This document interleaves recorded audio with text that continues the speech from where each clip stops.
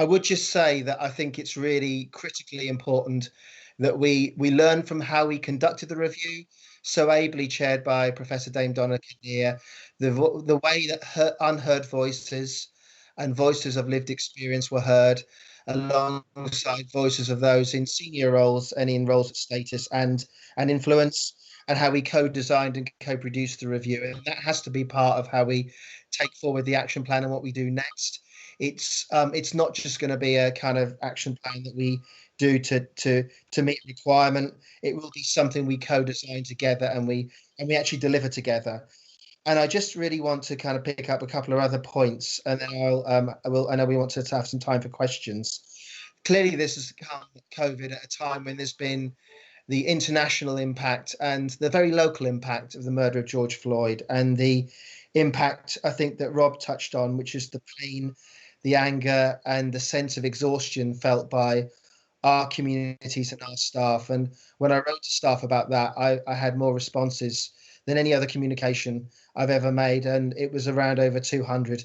And that was a very powerful experience of the voices that we need to hear, that we need to embrace, and the role of the voluntary community sector in representing our communities, and the role of our workforce in representing our organisations.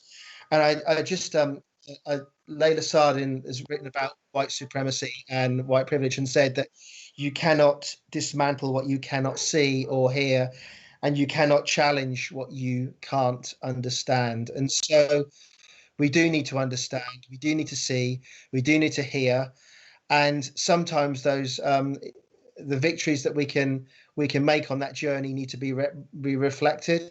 And buried in quite an interesting piece of media coverage today about somehow racism isn't a factor in COVID. What you may see if you looked at that report is that one representative, I think one scientist spoke to the National Review yesterday, and gave that view. I think it's actually a more nuanced view, actually, what he said. But let's not forget the position and the risk of mainstream media, mainstream voices in power, seeking to sideline, minimize, and reduce the kind of voices and the kind of experience and the kind of findings that our reviewers come up with. And this battle is not one, and this journey is not one that's over.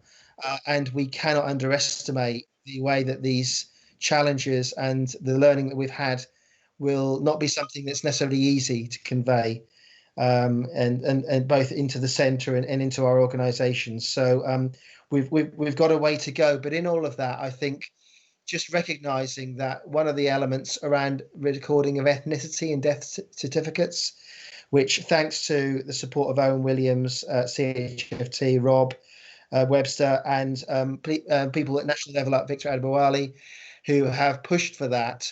And we just got on and did it in Calderdale, and we've been recording that data, ethnicity and faith, since May. And it's pretty outrageous that actually we weren't doing it before, and that we're having to say that data recording is something that needs to happen. That even to need to say that the data that we have isn't the quality that it needs to be, because it doesn't allow us to understand, it doesn't allow us to think, plan, and strategically respond to the lived experience of our organisations, our staff, and our people and our communities. And we really shouldn't have to have that in 2020 as a recommendation. But the reality is that we need it in there, and we need to use that data. And that data has supported us for all of us planning for winter and planning in the second wave and beyond that. So just a sense that this is a long-term process. We did start it earlier, before the review, before COVID. We have been recognising this as an issue for some time in the ICS and in our organisations, but this is really galvanising us. It's been inspirational, and a thank you to everyone. And I have taken so much from it personally, and we will go forward with this, and we will make a difference. So thank you to everyone that's played such a part in this, and thank you all for your hard work. I won't name you all, but there's been a team behind this that have been absolutely inspirational. So thank you.